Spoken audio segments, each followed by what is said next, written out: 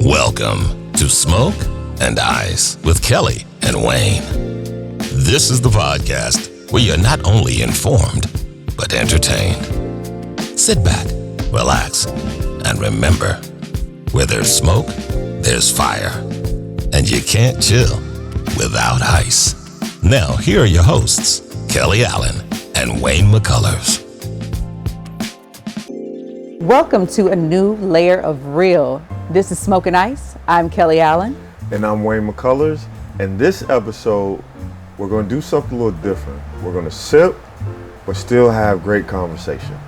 Yes, and what we're sipping on this episode is Uncle Nearest 1884 Premium Whiskey, a bold pour with an even bolder story. So, if you're not familiar with Uncle Nearest, please go do your research. He was the first African-American master distiller.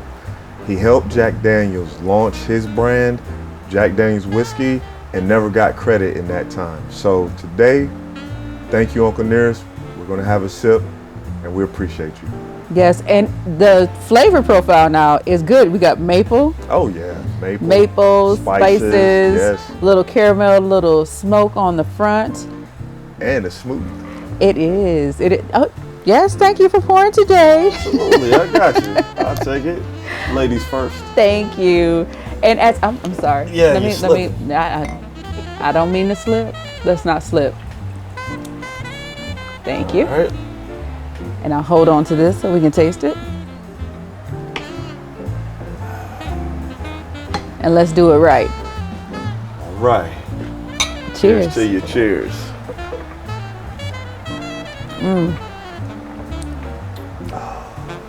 Yeah, so this one has a little bit more of a bite than some of the other ones, but it is still a great whiskey. Tennessee, Absolutely. Not Kentucky. Don't get it twisted. But it is very, very, very good. Now back to this special thing that we're doing today. What is it? So today we thought we'd do something a little different. I'm going to step away from the camera and introduce this very, very special guest. So I'll be behind the scenes still sipping, in case you're wondering. But today what we're going to do is you're going to interview a guy who's amazing. In the time I've known this guy, I've seen him do a lot of things, and you've seen him do more. He is phenomenal. He's wonderful. He's very talented, music-wise, video-wise, movie-wise, you name it. This guy does everything. So, without further ado, please allow me to introduce Mr. Denver Wright.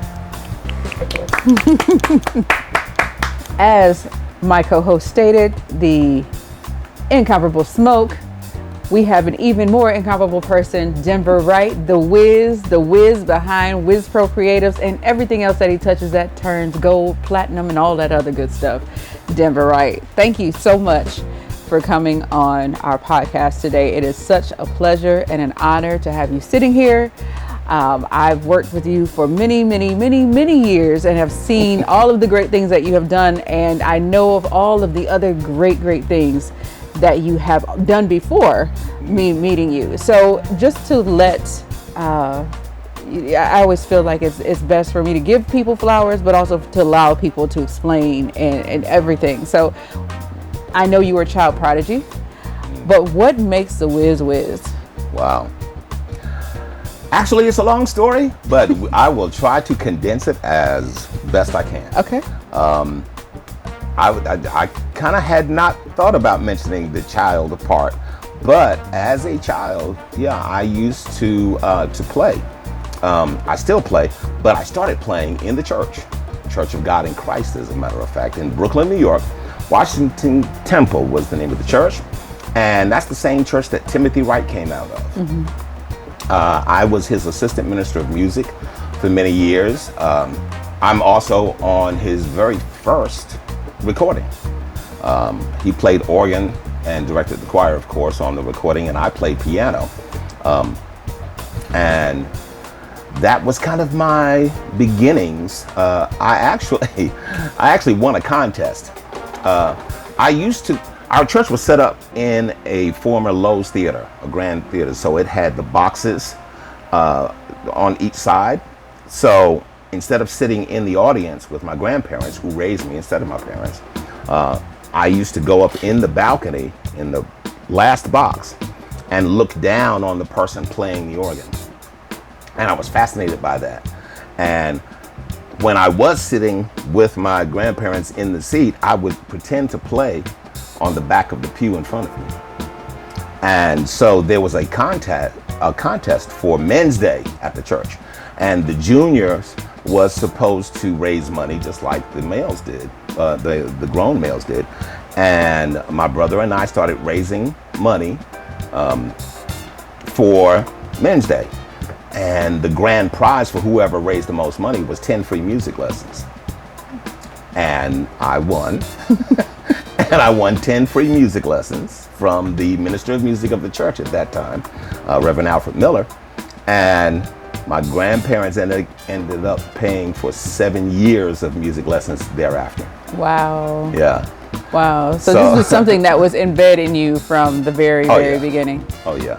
Because I think I was, it was 1974, so I was 17 years old when I played on Timothy Wright's first album, but I had been playing in the church for money, therefore professional, since the age of 9. Wow. That's where I got my start. But I didn't even, that was bred into me because my dad is a performer and has always been a performer. He is the oldest living member of the Golden Gate Quartet. And he and the group are in the Gospel Music Hall of Fame. He's still with us. He lives in Paris, France. He's lived in Europe for the last 80 years, I guess. And that's where I kind of got mine from. Do you parlez-vous français? Très peu. Très peu. Okay, got you. Yes. So, I mean, gosh, that's amazing, to start so young and at that age to know exactly what it is that you want to do and to actually strive to do that and to become who you are. Because, guys, anywhere this man goes, he is called out by name. Doesn't matter where he's at, he is the Denver Wright. You have to put the in front of it. You can't just say Denver Wright. So that is awesome, awesome, awesome. So I know some of the people that you've worked with, and some of them I've become very fond with and very close with. But just let our audience know who you've all touched and worked with. Oh boy. Okay. Well, for the last 20 some odd years, I have been Tony Terry's music director. And in fact, his family named me the brother that he's never had because he only has sisters. So Tony and I have been together for 25 years or thereabouts.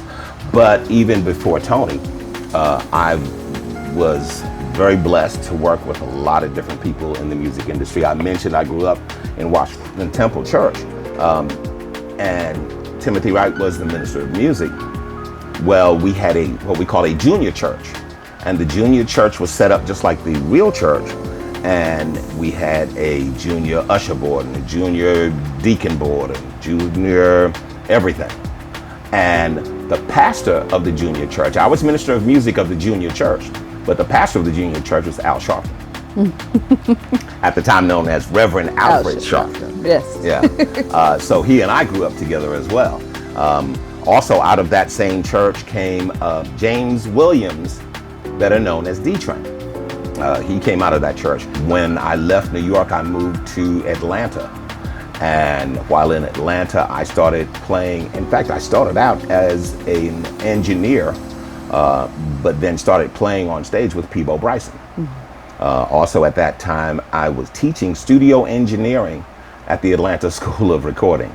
And that was at age like 19, 18, something like that. Because I had started in the recording studios with a guy named Patrick Adams, who was the producer behind groups like Black Ivory and Ace Spectrum and a lot of different people like that.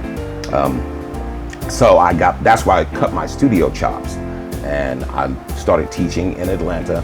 And at the same time, I was DJing in a nightclub there at the time called the disco. Yeah, it's the disco.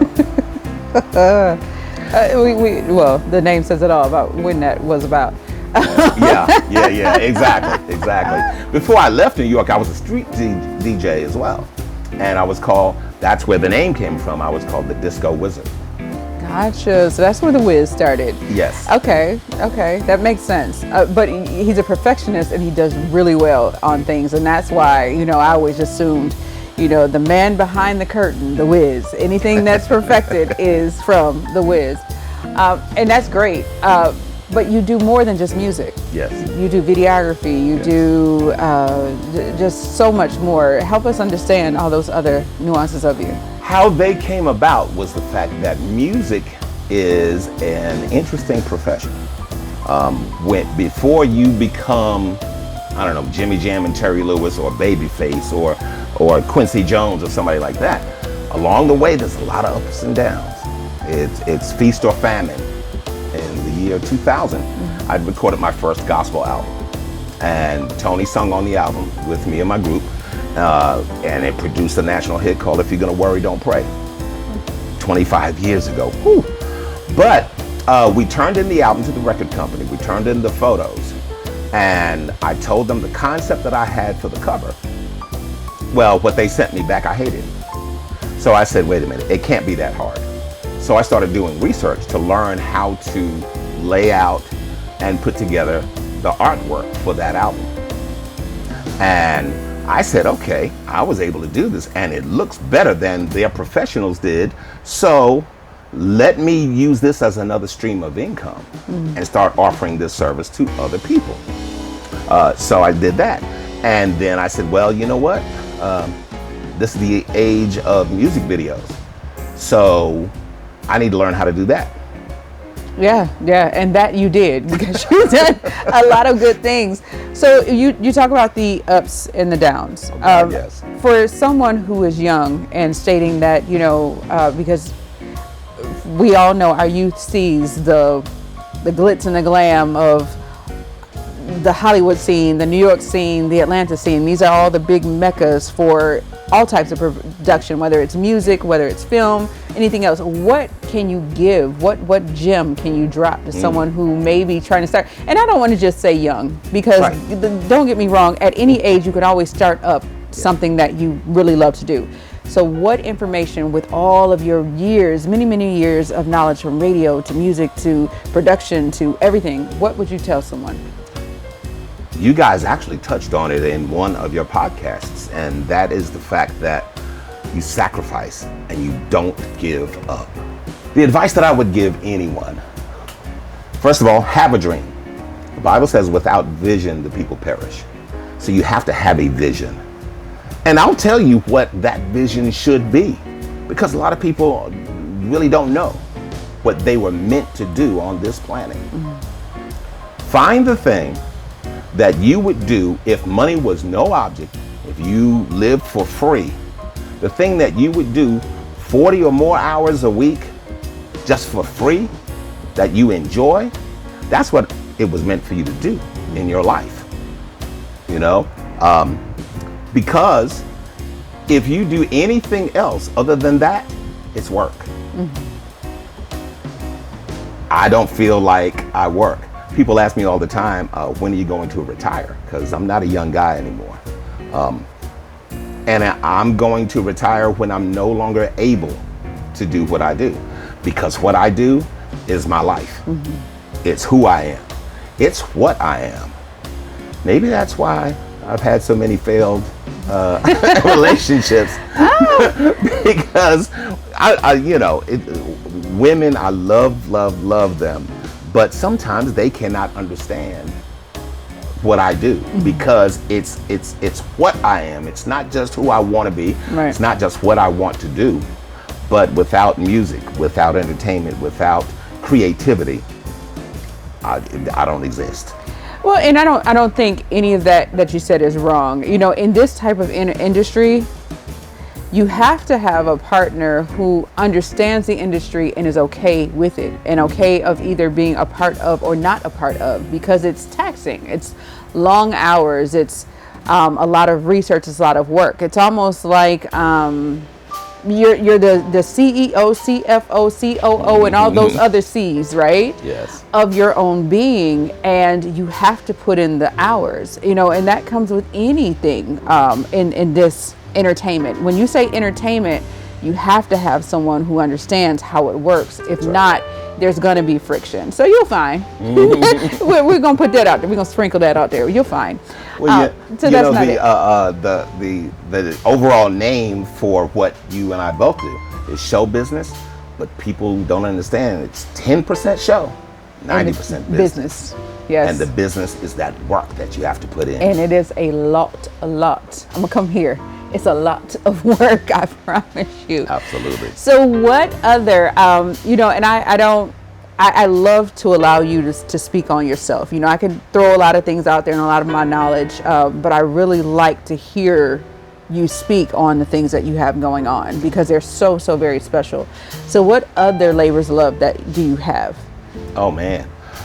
Well, first of all the other things that I do as you said, labors of love, all relate back to the main vision, the main dream, which is creativity. And I like to use my creativity in everything that I do. If it's creating a logo, then my creativity is involved in that. And also I do a lot of research. I find out what is successful. I don't copy what's successful, but I don't stray too far from the formula. As a matter of fact, you and I have written music before because she's a wonderful singer. And we're working on her project. I knew he was going to go there. Yes, her project is on the way. We've been working on it for almost a year or more, but it's coming. More. Yes. Thanks for that reminder. But there's a formula that's in the creation of a hit record. Right. And I say a hit record because of the fact that I can't speak for you, but I'm not rich yet. And you can do things artistically and remain broke. Or you can do things commercially and get enough money to do things artistically. In fact, the example that I give a lot of times is in people like Stevie Wonder and Prince. Name a successful artist, music or otherwise, and they are successful because they broke the mold and but they stayed within a certain set of boundaries. Here's the perfect example. Stevie Wonder is a musical genius. We all know that. And he writes songs that he feels. But the only songs of his that hit are the ones that's within a particular format. Babyface, same thing. Jimmy Jam, Terry Lewis, Prince, same thing. And Prince probably steps outside of those boundaries more than anyone else. Yeah, I was going to say, once they stayed in the parameters until they didn't have to. Correct. Once the name becomes the name, then they could take all of that stuff they balled up and kept up, and then they can explode it. And then you get all the special stuff that we all love today. And more than likely, those are the ones that are not hits. Really? Yeah. I don't know. Listen, when Prince did a whole album of just jazz. And you know what? You're right, because I don't know. And I love Prince, guys. And you love jazz. And I love jazz. I don't know none of Prince's jazz. Correct. Correct. And I can tell you the names of all of those songs that's on the album because of how he named them.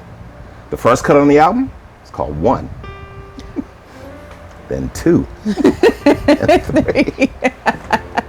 And I don't know all of them. And my point is that even Stevie Wonder, he wrote an album that was the soundtrack for a movie. The movie wasn't a hit, and the album wasn't a hit. Was that the Spike Lee movie? No. Which movie? It was The Secret Life of Trees.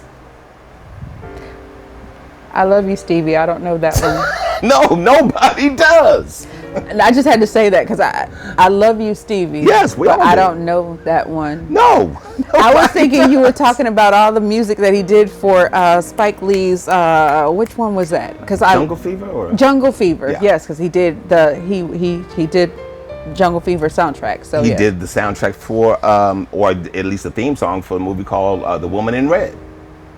You ever heard it? No. Yeah. Like to hear it. Here you go. We're gonna look it up, and I promise I'm gonna come back into a podcast on that one. See, and my point behind saying all of that is the fact that whenever these great artists need to maybe raise some more money, or if they just feel like being relevant again, then they will do music that fits in that format that we, the buying public, are all used to. Gotcha. Okay. That's when they can, in other words, they can do a hit record at will. But their artistic stuff, unless you are an eclectic Stevie Wonder fan or Prince fan or whomever, you don't get it. Yeah. You don't get it. And even if you heard it, you wouldn't buy it. Because it's eclectic, because it doesn't fit into the mold that we're used to consuming. Okay. Well, listen, I know most of you viewers that have come in, I'm the air personality for the Midday Energy Rush. Positive365.net is the love of labor child, whatever you want to call it. What word am I looking for? Because it's not coming up right now. And I feel so special because I can't get it. But Positive365.net was started by Mr. Denver Wright, the Wiz over here. And he's also on there with the Entertainment Today with Denver Andre. And it's just something special. Like, he gave me my voice. He gave me the chops to actually be on air and to learn how to not only just be an artist and a writer and, someone who's on stage and everything else, but the ability to be on air and to understand what it is to be an air personality and how to reach out to people who are listening. And so how did that start and why? I'll tell you how. First of all, I graduated from announcer training studios in New York City in the year of 1975 because that was another one of my dreams. I always wanted to be on the radio as a DJ.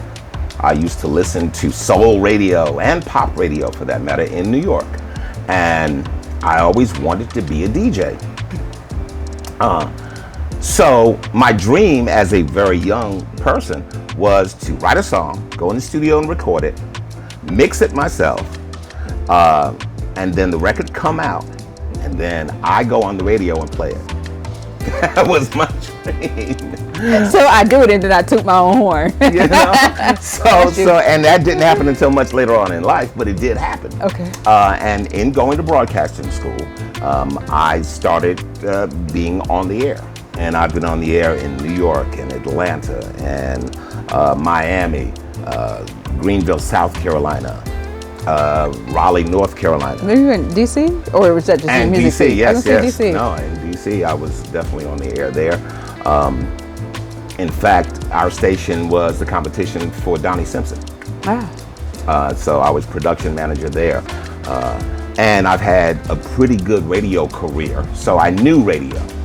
And I've been everything from the janitor to the general manager, any radio station. So a mutual friend of ours was going through a hard time. He was about to lose his daughter to illness. And once she passed, he went into a very bad mental state. But he also is a career radio guy. And I knew that was his first love. And I told him, look, we need to start an internet radio station. And that's where we came up with Positive365.net. That's where the inspiration from the station came from. And it has evolved over the last 4 years into what it is now. Go to Positive365.net and hit the listen button, and you can hear the station. We play 5 different genres of music. Not in separate sections, okay? We mix them all together. No other radio station does that. Kelly is the master of the midday. She is on from 10 a.m. to 3 p.m. every weekday. And of course, that may change depending on what part of the country you live in or part of the world you live in. But you need to listen to this woman here because she has a lot of different modes. She's intelligent, she's smart, but she's also seductive and sexy on the radio. So listen, you making me blush over here, but I do want to say how I got started because I wasn't supposed to be on as an air personality. Correct. I happened to call because my son has a very good voiceover voice. He had been told and kind of solicited, and I said no better person to create a reel for him than for the Wiz over here. So I called him. It had been some years past since we had talked, and I said, hey, you know, my son needs to do X, Y, and Z. And he's like, I'm so glad you called because I'm getting ready to start an internet radio station and I want you to do the jingles. So I started off doing the jingles, still do all the jingles. Mm-hmm. And we had some holes in the itinerary, if you want to call it that, or the programming, that's a better word, in the programming. And I learned fast. And we're sitting there and I said, I can do it. I think I can do it. He said, I know you can do it. And he had so much faith in me, guys. Like, there's one thing to feel confident in yourself, but when someone else looks at you and says, I know you can do it, and I'll lead you and guide you, but don't worry about it because you got it. And everything that he showed me, I was like, wow, I like this. Like, it really became something special for me. And in learning how to do all this stuff, it just became really, really great. So what are some of your upcoming projects? Upcoming is your album. Okay. Yay. I'm also working on Tony's next R&B album. Okay. At some point, we need to do another gospel album on Tony because in 2009, we did a pretty successful gospel album, his only full gospel album. And just so that the audience knows, we're talking about Tony Terry. Yes. Tony Terry. Yes. As a matter of fact, go look that up because his gospel stuff is available, and I'm very proud of that album, as well as him and all of the people who guest starred on that album. As a matter of fact, so those things are coming up. There are projects that are always going on. Oh, one thing I do want to mention, and that is a project that I worked on just came out from Pastor Everett Silver, and his next single from his next album just released recently, and it's called The Lord is Standing By. I was privileged to, that's an interesting thing too, he asked me to record and produce this song that he had written called The Lord is Standing By. And I used to live in Washington, D.C., and so did he. And I produced that same song on him 37 years ago. And he sounds identically the same. I can attest to that. You sung background on it. I did, but there's my background work, guys. But note for note, sound for sound, he still sounds like he did 37 years ago. When I heard him sing it again now, I said, he sang this over? Because he sounds the same as he did back in the day, which is amazing that someone can retain the same sound, the same vibrance, the same everything out of it. So I am so happy, and you guys need to look that one up. Pastor Everett Silver, The Lord is Standing By. It's a great, great song. So please. I also did the music video for that, yes, for that song as well. We shot that, and we shot it the first 6 months of this year we were shooting it. Yeah. And so that's out as well. Look for that on YouTube. And I'm very, very proud of that piece. His album also is ongoing because I think the next thing for his album is a Christmas song that Kelly and I are writing together. Boy. I'm trying. You can't keep good talent down, that's for sure. I'm trying. Because you need a great Christmas song, because everybody's got a Christmas song. So if with all of these great things that you're doing, all of this great stuff that we've talked about, and guys, we'd be here for about 4 or 5 hours if we were able to cover everything that this man has done. However, we don't have that type of time. So since we don't, if someone is wanting to link up with you, contact you in some way, what is the best way that they can contact you? Well, first of all, the name of my production company is WizPro, WizPro, Imagineering, which is a title that I stole from Walt Disney, because the guys who engineer his stuff were called Imagineers. And in my company, we mix engineering with imagination. So it's WizPro Imagineering, LLC. The website, however, is simple. It's wizpro.us. Yes, it's wizpro.us. I hope so. Exactly. I hope so. It's in the show notes, so look at it, look for it there. And also I'm on Facebook, and I'm on Instagram, and I'm on other stuff. So you can just do a search for Denver Wright or Denver A. Wright. But the best way to just look for WizPro. What I would like for us to do now is to give our flowers and everything that we have in us for our great guest this day, this episode, because it has been a pleasure.